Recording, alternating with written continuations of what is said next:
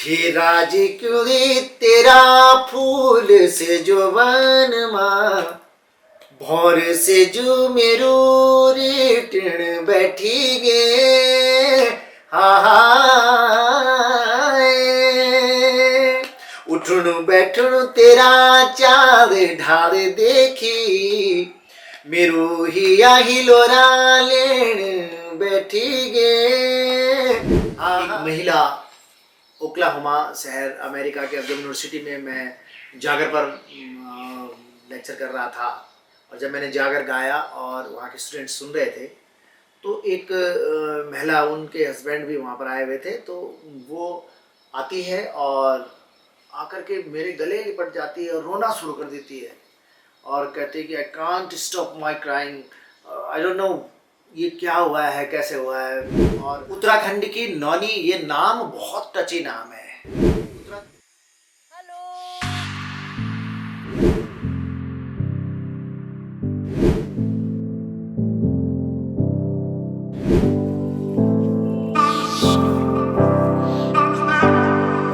उत्तराखंड की नौनी आई है आज। राजपुर रोड कंडोली में रहते हैं अपने जागर सम्राट प्रीतम भरतवान जी के घर पे। हम आपको लेके चलते हैं और देखते हैं अभी प्रीतम जी का रिएक्शन। वेट कर रहे हैं हम सभी साथ में।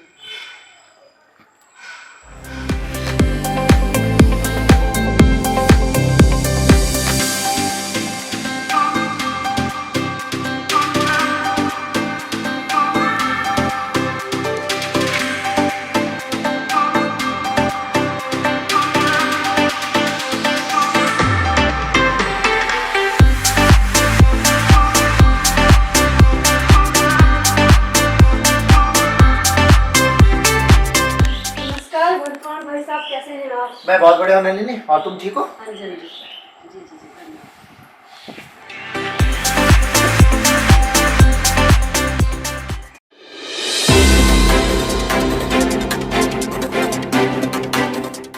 नमस्कार दगड़ियों, उत्तराखंड की नौनी है आज।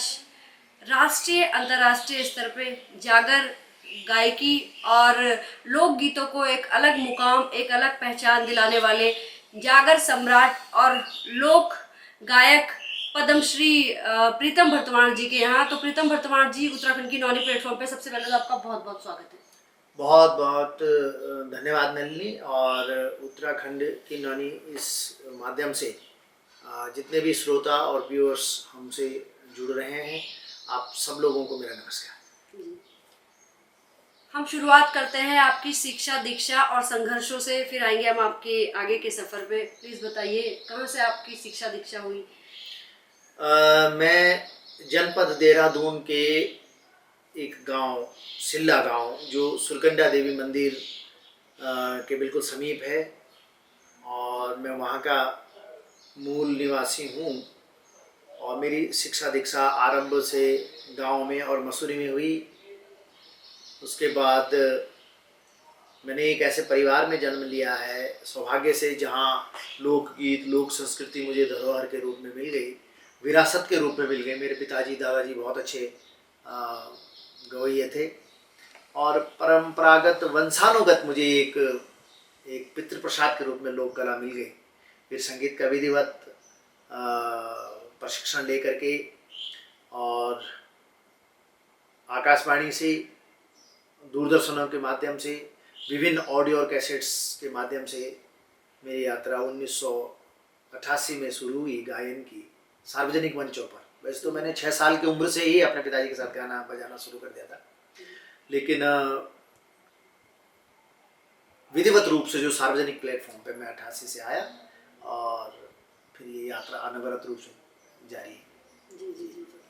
आप बहुत सारे फॉलोअर आपके हैं, लोकगीत आपके पसंद करते हैं, जागर आपके देखते हैं। तो हम ये जानना चाहेंगे किस किस तरह के, क्योंकि आपका उसमें बहुत निपुणता है, किस किस तरह के जागर है उत्तराखंड में, कितनी तरह के जागर होते हैं? जागर एक ऐसा शब्द है, जागर जो भी गाया जाए, जिन शब्दों को सुरों में पहनाया जाए वो गीत होता है। तो हमारे यहाँ जो गायन देवी देवताओं को प्रसन्न करने के लिए गाया जाता है, जो गीत देवी देवताओं को प्रसन्न करने के लिए गाया जाता है, उनके अनुष्ठानिक रूप से उनकी पूजा के लिए गाया जाता है और विभिन्न अवसरों पर गाया जाता है, उसको हम लोग जागर बोलते हैं। जिस प्रकार हमारे कई जागर भी गीत ही है, जागर है, थड़िया है, चौफला है, बाजूबंद है, ये हमारे गायन की विधाएं हैं पहाड़ में।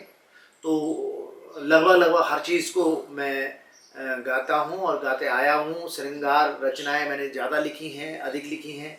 ऐसी परिस्थितियों में जागर एक ऐसी लुप्त विधा थी जो बहुत सार्वजनिक प्लेटफॉर्म पर बहुत ज़्यादा लोग उसको सुनते नहीं थे, या लोग कहते थे कि घरों में गाया जाता है, मन्नाणों में गाया जाता है, अनुष्ठानिक रूप से गाए जाते हैं। बहुत सारे लोग थे कहते हैं कि जागर मेरे ख्याल से तभी गाए जाते हैं जब देवता लोग कभी रुष्ट होते हैं। तो इस सब की वर्जनाओं को तोड़ता हुआ इस जागर को सार्वजनिक ढंग से उसको परिमार्जित रूप में कि जो लोगों की समझ में आए अच्छे शब्दों में पिरो करके मैंने कोशिश करी है कि लोगों तक पहुँचे और मेहनत करी जागरों में और लोकगीतों में समसामयिक विषयों के रचना और धर्मिता के साथ साथ। मेरी उस जमाने में जब कैसेट बनती थी तो 7 गाने होते थे, 7 गीत और होते थे, एक जागर गीत भी होता था, एक जागर भी होता था। तो गीत मूल रूप से गीत जो गाया जाए, अब गाया जाने वाली हर चीज गीत है। और देवी देवताओं के जागर गीत जो है हमारे यहाँ जागर, ये 2 प्रकार के होते हैं। एक लौकिक गीत होता है, लौकिक जागर है, एक पौराणिक जागर है। तो पौराणिक जागर वो हुआ जिन जागरों में पुराण से संबंधित बात है। हम लोग द्रौपदी का कोई प्रसंग या संदर्भ सुना रहे हैं, या हम अभिमन्यु की कथा सुना रहे हैं, भागवत का कोई प्रसंग जागर में सुना रहे हैं, तो पौराणिक हो गए। और लौकिक जागर वो हो गए जिन जागरों का अस्तित्व हमारी लोक मान्यताओं पर आधारित है। जैसे सेमनागरजा है, गोलजू देवता के जागर हैं, नंदा के जागर हैं, महासु है, हुणिया देवता है, बहुत सारे ऐसे नागेंद्र देवता है जो हमारे लोक देवता जो होते हैं, जो लौकिक मान्यताओं पर आधारित है। तो 2 प्रकार के जागर होते हैं और श्रृंगार जागर भी है हमारे यहाँ। तो श्रृंगार जागर में श्रृंगार का वर्णन है, वात्सल्य जागर में वात्सल्य का वर्णन है।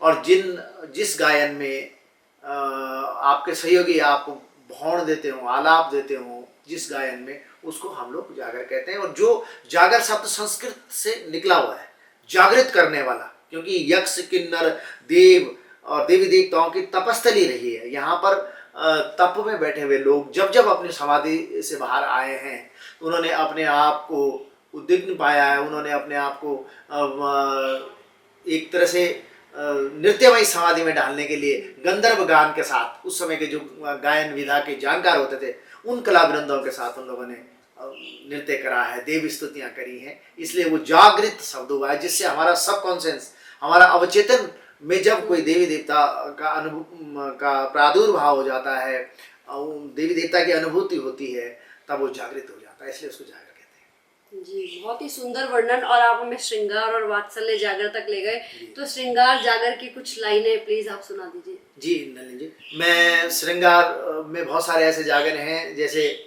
हाल में ही मैंने एक राज क्योली एक जागर गाया है, श्रृंगार का जागर है।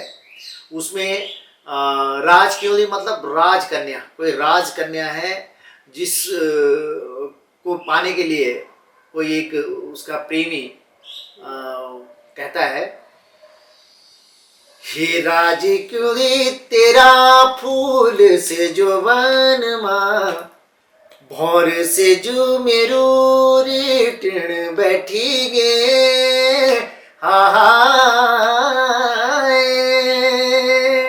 उठणु बैठणु तेरा चाँद ढाल देखी, मेरो हिया हिलोरा लेण बैठी गे, कोई और न देखो चुणखी में दी, चौठी माँ आंगुली धरी सरक देख दी, लटुल समाले दिबेर दिखेंदियनी काठामा पूर्णमासिक जून हो जनी हवा से हल्की पानी से पतली दुर्बिटी देखनी अरे दुर्बिटी देखिक मन डोलण लगी गे हा हा हा हा। जिस रचना में जिस जागर शैली में भौण और आलाप आपके साथ ही आलाप दे रहे हो और प्रणय में नायक और नायिका के प्रणय प्रसंग का जिक्र हो रहा हो, ऐसे बहुत सारे हैं हमारे देवी देवताओं के हैं। भड़ों के जागर और पवाड़ा मिला हुआ शब्द है। जागर को जो वीर भड़ों की या कोई हम प्रणय की बात करते हैं तो उसको पवाड़ा कहते हैं, जागर पवाड़ा। जागर से उसको पवाड़ा, क्योंकि पवार वंश के जब कभी राजा रहे होंगे उस समय जो गंधर्व गान हुआ है तो उन्होंने उस जागर को पवारा बोल दिया। पवार वंश के लोगों, पवार वंश जो राजा हुआ करते थे। तो ये जागर शैली का एक गीत मैंने अभी निकाला, एक जागर प्रणय श्रृंगार रचना जो लोगों को बहुत पसंद आ रही है। और ऐसे बहुत सारे प्रणय प्रसंग हैं जागरों में जो हमको बहुत सुकून देते हैं। तो इस तरह से श्रृंगार रस का आनंद सिर्फ आपकी आवाज़ में नहीं, आपके चेहरे पे भी देखने को मिला कि कितने आनंदित आप हो गए थे। अच्छा, कैसेट्स के दौर से आप लोगों ने शुरुआत करी, इतना संघर्ष रहा, डीवीडी और सीडी और अब तो यूट्यूब जो है बहुत आसान तरीके भी आ गए हैं। तो उस दौर से लेके में और इस दौर में कितना अंतर आप देखते हैं?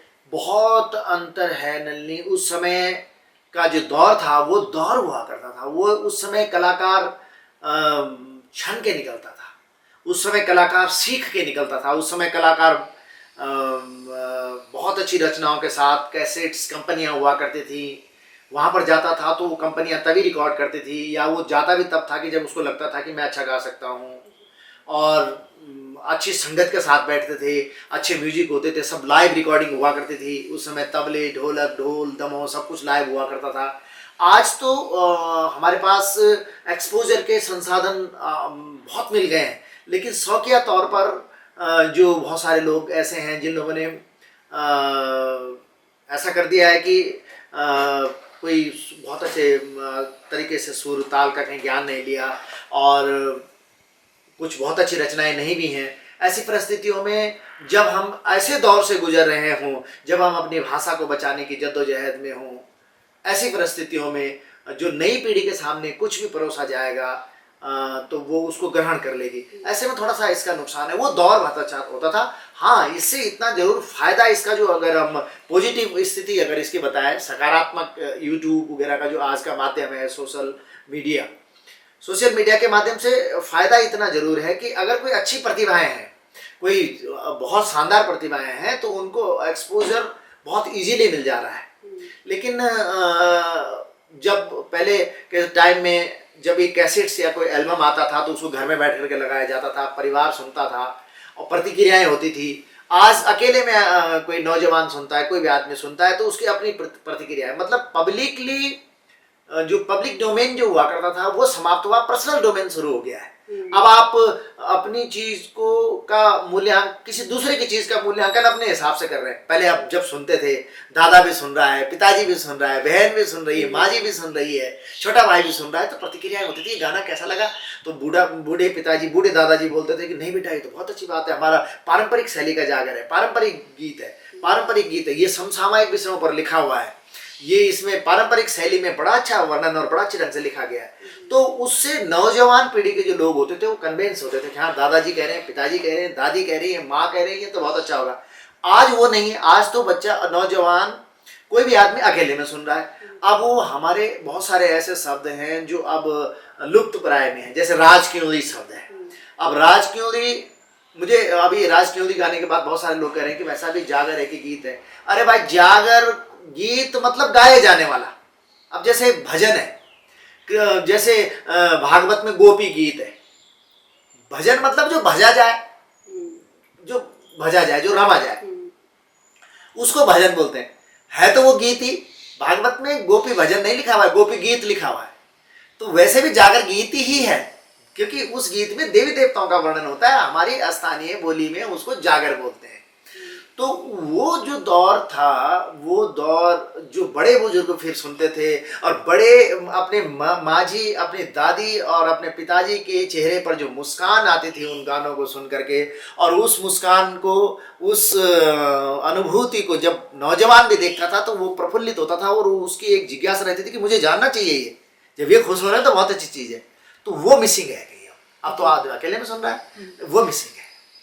जैसे आप गाने बनाते हैं उसमें भी कलाकार रहते हैं, तो आजकल इंस्टाग्राम रील्स का बहुत चलन है, आपको भी कलाकार या सह कलाकार की जरूरत पड़ती है, तो क्या आप भी कभी इंस्टाग्राम रील का सहारा लेते हैं कि ये कैसा काम कर रहा है, स्क्रॉल करके इसे देख लो? जी, जमाने के साथ चलना होता है, ये सच है, लेकिन मेरे अपने मूल से भटकाव नहीं रहा, ना मैं कभी रखूंगा, क्योंकि मेरे से लोग उम्मीद रखते हैं कि कोई बढ़िया चीज़ सुनने के लिए मिलेगी, और मैंने चाहे वो जितनी रचनाएं हो, सरुली, राजुली, बिंदुली, तौसा बहु, जितने भी पैछी माया, उस दौर का एक बहुत शानदार गाना, उस तरह का मैंने लिखा, और सब कुछ मैंने खुद ही लिखे, ये मैंने जो परिमार्जित ढंग से, जैसे मैं कह रहा हूँ, लेकिन मैं अपने मूल से नहीं भटका।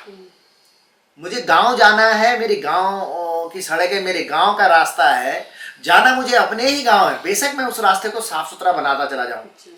तो मैंने उसको उसको नहीं करा रील्स। आजकल हम लोग ना भी बोलें, अगर कोई लाइन किसी नौजवान बच्चों को पसंद आ रही है तो वो कर रहे हैं, तो वो जब वो रील्स के माध्यम से, इंस्टाग्राम्स के माध्यम से जाती है, तो उसे जरूर गाने को यूट्यूब में लोग सुनते हैं। और यूट्यूब एक ऐसा माध्यम रह गया है कि अब यूट्यूब ही एक प्लेटफॉर्म है प्रोड्यूसर का, जो यूट्यूब के माध्यम से उसको दिखा सकता है। अब उसका कितना अर्न हो रहा है, वो बहुत कम अर्निंग है, लेकिन फिर भी कुछ ऐसे संस्कृति प्रेमी यूट्यूब के ऑनर्स हैं जो कर रहे हैं ऐसी परिस्थितियों में भी। तो ये कहा जा सकता है कि जो हमारे रील्स बना रहे हैं वो बच्चे बना रहे हैं। तो मैं अच्छा लगता है कि कम से कम अपने लोग की खुशबू के साथ, लोग धुनों के साथ जो हम कुछ लिख रहे हैं उसमें अगर रील बन रहे हैं तो बहुत अच्छा है। जी जी जी जी।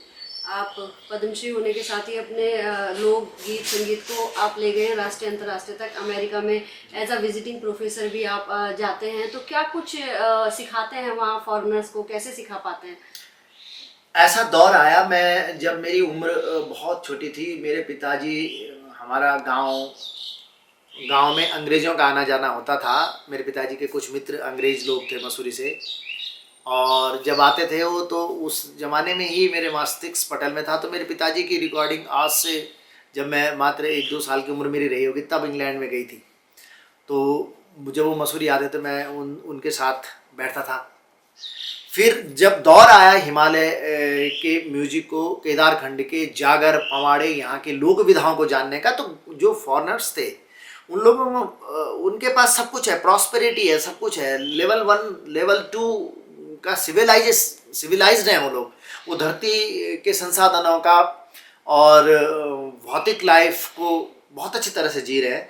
लेकिन आध्यात्म की जहाँ बात आती है तो वो भारत देश, और भारत देश में आध्यात्मिक का ऊर्जा केंद्र भारत का भाल उत्तराखंड, जहाँ पर ऋषि मुनि तपस्वी यहाँ आकर के ऊर्जा संचित करते हैं अपने अंदर। तो वो जानना चाहते हैं कि केदारखंड में 5 पांडवों को मुक्ति कैसे मिली, वहाँ का गायन क्या है, वहाँ की लोक विधाएँ क्या हैं, वहाँ का जागर क्या है, मन्नाण क्या है, लहरी क्या है, राशि क्या है, पवाड़ा क्या है। तो जब इस सब को जानने के लिए यहाँ आए तो हमारे घर, जब उन्होंने, वो किसी के रिकमेंडेशन पे नहीं जाते, वो खुद शोध करते हैं, उनकी अपनी जानकारियाँ होती हैं। फिर जब वो मुझ तक पहुँचे तो मेरे घर पे आए बहुत सारे लोग, मेरे घर पे जागरों के बारे में उन्होंने जाना, पहाड़ों के बारे में जाना, लोक वाद्यों के बारे में जाना, ढोल सागर के बारे में जाना। और फिर जो अंतर्राष्ट्रीय की यात्रा मैं अपनी कहूँ तो 2004 में सबसे पहले मस्कट गया, 2009 से अमेरिका की यात्रा शुरू हुई, और उसी क्रम में जब सिंसिनाटी यूनिवर्सिटी के अंदर इथनी म्यूजिकोलॉजी, एक संगीत के रूप में, एक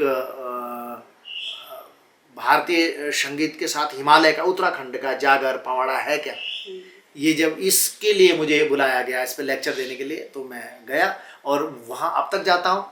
लेकिन अच्छी बात ये कि वो लोग जानना चाहते हैं कि ऐसा संभव कैसे है कि आप देवी देवताओं का गायन कर रहे हैं और किसी पे देवता आ जाता है तो उनको समझाना होता है कि भाई ये जो अनुभूति है, पहाड़ की अनुभूति है, ऊर्जा, वहाँ पर जो हमारे जो जो एक वातावरण है, दैवीय वातावरण है, इस वातावरण में जब लोक गायन होता है, लोक वादन होता है और वहाँ पर देवत्व आदमी के अवचेतन में प्रवेश करता है तो वो नाचने लग जाता है और उसको ये अनुभूति होती है, वो कहीं ना कहीं लिंक्ड हो गया है, वो कहीं ना कहीं जुड़ गया है उस स्पिरिचुअल पावर से, उस शक्ति से जुड़ गया है जिसको नाद और अहरनाद बोलते हैं। जब अहरनाद हमारे अंतकरण से होता है, जब हम गैलेक्सी की आवाज़ें में सुनने लगते हैं, समूचे ब्रह्मांड की आवाज़ें सुनने लगते हैं, तो जागर हमको यह एहसास कराता है। तो जब उनको ये समझाते हैं हम लोग, तो वहाँ पर जब क्लास में वहाँ पर पढ़ने की कोई उम्र नहीं है, वहाँ पर तो वो लोग प्रोफेशनली नहीं बल्कि इमोशनली और स्वयं को जानने के लिए पढ़ते हैं, पब्लिक के लिए नहीं पढ़ते, वो पर्सनल जानने के लिए पढ़ते हैं।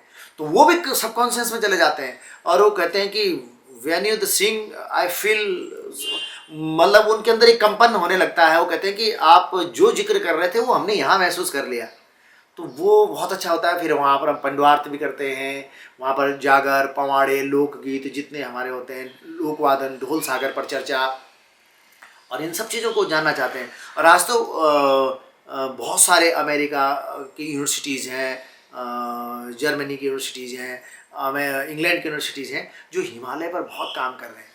लोक एक ऐसा शब्द है, हमारी लोक विधाओं में जागर गायन को देवत्व का गायन माना गया है। तो इस गायन को जानने के लिए, और ढोल में ऐसी कौन सी बात है कि ढोल की जब नौबत बजती है तो 3 लोक 14 भवन जागृत हो जाते हैं, इंद्रलोक थर-थर कांपने लग जाता है। तो ये सब उनको प्रैक्टिकली जब बताना होता है तो बड़ा आनंद आता है। और ये बिल्कुल ये यात्रा जारी है। 1-2 साल से तो पेंडेमिक की वजह से हम जा नहीं पाए, लेकिन ऑनलाइन हमारी हो गई हैं क्लासेस शुरू, और अब फिर मैं इस साल जा रहा हूँ। क्या बात है, जागर को किस तरह से ब्रह्मांड से जोड़ते हुए फॉरेनर्स के शरीर में कंपन पैदा करा दी, कितना अपने आप में अनूठा अनुभव है। और आप ये आपके कुछ अच्छे बुरे अनुभव भी हम जानना चाहेंगे। आप इस फील्ड में जुड़े हैं तो कभी कुछ बहुत अच्छा भी रहा होगा, कभी बहुत नेगेटिविटी वाला कुछ बुरा अनुभव भी रहा होगा। ऐसा तो हुआ नहीं कभी कि कोई बुरा अनुभव तो नहीं है, सारे अच्छे ही अनुभव हैं, पर कुछ ऐसे अनुभव जरूर हैं जो यादगार अनुभव हैं, जिनको कह सकते हैं। जैसे एक महिला, ओक्लाहोमा शहर अमेरिका के यूनिवर्सिटी में मैं जागर पर लेक्चर कर रहा था, और जब मैंने जागर गाया और वहाँ के स्टूडेंट सुन रहे थे, तो एक महिला, उनके हस्बैंड भी वहाँ पर आए हुए थे, तो वो आती है और आकर के मेरे गले लिपट जाती है और रोना शुरू कर देती है और कहती है कि I can't stop my crying, I don't know ये क्या हुआ है, कैसे हुआ है। और ढोल पे अपना माथा टिका देती है और गले से बहुत देर तक छूटती नहीं है, वो गले को बांधे रखती है। कहते हैं I feel the spiritually power. और उसके बाद जब उसका रोना शुरू होता है तो मेरा भी हो जाता है शुरू, क्योंकि मुझे लगता है कि कहीं ना कहीं मेरे देवी देवताओं की कृपा है, या मेरी जगदम्बा भगवती की कृपा है, 4 धाम पंचप्रयाग की कृपा है, बद्री विशाल की कृपा है। क्योंकि हमारे जागरों में है कि भगवान बद्री विशाल भगवती गंगा अधिष्ठात्री देवी है भूलोक की। दुनिया का कोई भी, इस संसार, इस पृथ्वी का कोई भी हिस्सा जगत जननी है भगवती। तो वो बड़ा अच्छा संस्मरण। उसके बाद हम दिन का लंच साथ में करते हैं। उसके बावजूद भी वो कहती है कि मैं बहुत ज़्यादा, एलिना करके नाम उस महिला एलिना, तो वो एक बड़ा, मैं कई दिन तक फिर मैं अमेरिका में उसी खोया रहा, उसी की, यार उस दिन उस महिला को क्या हो गया होगा ऐसा। फिर मेरी आस्था उसकी तो होनी थी, लेकिन मैं भी, मुझे खुद लग गई अपने गांव घरों की कि मैं कब जाऊं अपने मंदिर में, सुरकंडा जाऊंगा, कब मैं बद्री विशाल में जाऊं और उसका धन्यवाद करूं कि प्रभु आपके जागरों की वजह से अमेरिकन महिला अगर आज वो कह रही है कि मैंने तुझे फील किया है, तुझे एहसास किया है प्रभु अपने अंदर, परमात्मा। तो ऐसे अनुभव हैं। ऊर्जा केदार में एक बार मेरा एक कार्यक्रम चल रहा था, ये वहाँ पर मंच पर राजनेता बैठे हुए थे, मेरा सम्मान हो रहा था, तो एक माता जी आती हैं, कोई वृद्ध माता, और अपनी जेब से एक 20 रुपए का नोट निकालती हैं और वो नोट मुझे दे देती हैं और कहते हैं कि बेटा ये मेरी तरफ से तुम्हें वो है पुरस्कार है। और मालाएं लेती है, नेताओं के सामने जो मालाएं रखी हुई हैं वो सारी मालाएं मुझे पहनाने लग जाती हैं और मैं उस माता जी के पाँव स्पर्श करता हूँ, चरण स्पर्श करता हूँ। तो वो नोट मैंने आज तक संभाल के रखा हुआ है क्यों मेरे लिए वो एक आशीर्वाद है उनका। तो इस तरह की वो है। ऐसे भी अनुभव है कि हमारा एक कार्यक्रम किसी शहर में था, मैं उस शहर का नाम इसलिए नहीं लूँगा कि वो फिर वो समझ जाएंगे कि हमारे विषय में बोल रहे हैं। तो हमारा कार्यक्रम वाइंड अप हो गया और एक सज्जन आए, कहते हैं भाई साहब मुझे तो राजुली का गाना सुनना है आपका। अब वो प्रोग्राम वाइंड अप हो गया, हमारे जो वो थे कार्यक्रम के म्यूजिशियन थे सब अपना अपना वाइंड अप कर चुके हैं। मैंने कहा वैसा प्रोग्राम तो हो गया है, हम लोग तो अब भोजन करने जाएंगे, सारे ऑडियंस जा चुकी है। कहते नहीं मैं तो करूँगा। तो जब हम नहीं माने तो वहाँ पर जो वो थे टेंट वाले लोग थे, तो टेंट वाले कुर्सियों के चट्टे लगा रखे थे, तो वो कुर्सी के ऊपर जाकर खड़ा हो गया। कहते हैं अगर आप नहीं गाएंगे तो मैं छलांग लगा दूंगा इससे। तो मैंने कहा भाई ऐसा क्यों करेगा तू आ। फिर मैंने अपने म्यूजिशियन को बोला, तो अब मैंने कहा यार एक ढोलक निकाल दो इस भाई की, वो तमन्ना पूरी कर लेते हैं। और फिर जब उसको गा लिया तो वो फिर और भावुक हो गया, फिर वो कहने लगा भाई साहब धन्यवाद। बस केवल हमारे 5 मिनट थे। मैंने कहा यार अगर 5 मिनट की वजह से तेरे तसल्ली हो जाती है तो हम अकेले सुना देते तुझे। क्या बात। तो इस तरह के संस्मरण बहुत सारे हैं हमारे जीवन में और बहुत सारे ऐसे संस्मरण हैं, कुछ याद आते हैं कुछ नहीं आते। तो ये जीवन है और अभी चल ही रहा है। अच्छा, आपने ढोल सागर की बात करी और ढोल सागर को लेके अभी आपने काफी अच्छी एकेडमी भी खोली है। कितने बच्चे आए हैं, क्या कुछ वहाँ पे सिखाया जाएगा, उसके बारे में कुछ बताइए। जी अभी हमने प्रीतम भरतवान जागर ढोल सागर इंटरनेशनल एकेडमी का आरंभ किया है। हमारे पास 600 से ज़्यादा बच्चे इस समय ऑनलाइन जुड़े हुए हैं और हमने शाहजदारा रोड पे देहरादून में एक विद्यालय भी बनाया हुआ है।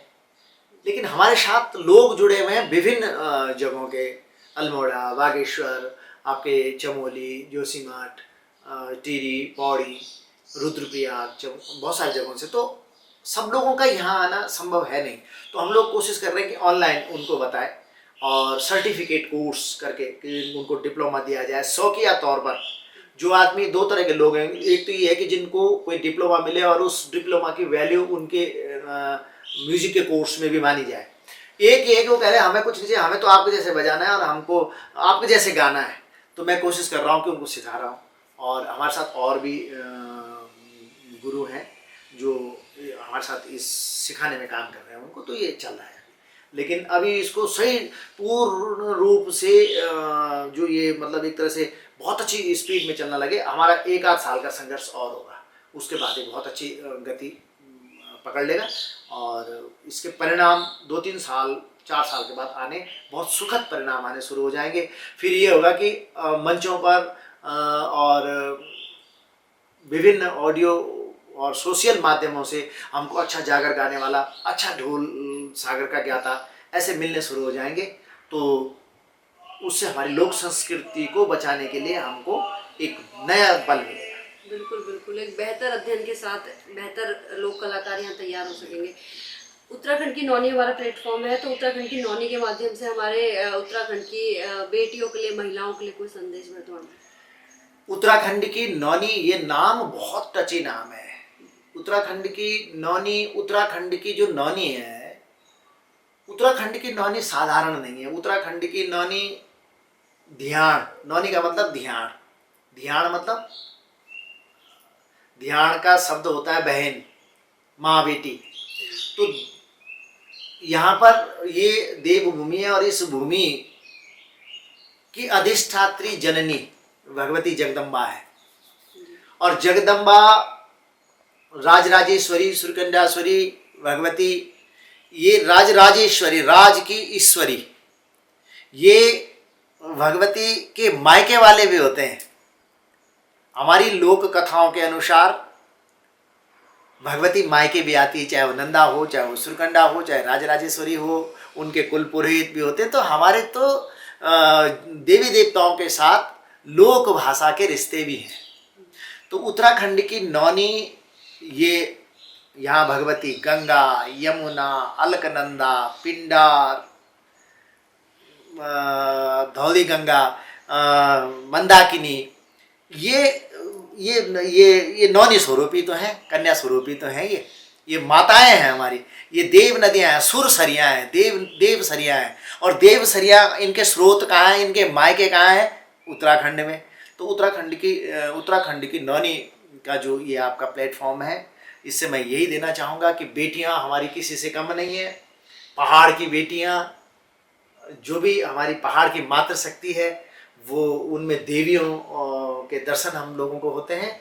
और इस प्लेटफॉर्म के माध्यम से सभी लोग अपना कल्चर, अपना संगीत की बात करो, अपना खान पान, बोली, भाषा, लाणु पहनो, क्योंकि लोग अगर जीवित रहो, लोक संस्कृति जीवित रही, तो हमारो अस्तित्व जीवित रहो। कि दुनिया में जो समुदायों की, जो राष्ट्र की, जो देशों की भाषा, बोली, अपना रहन सहन, खान पान जीवित रहन, वो निश्चित रूप से तरक्की करें।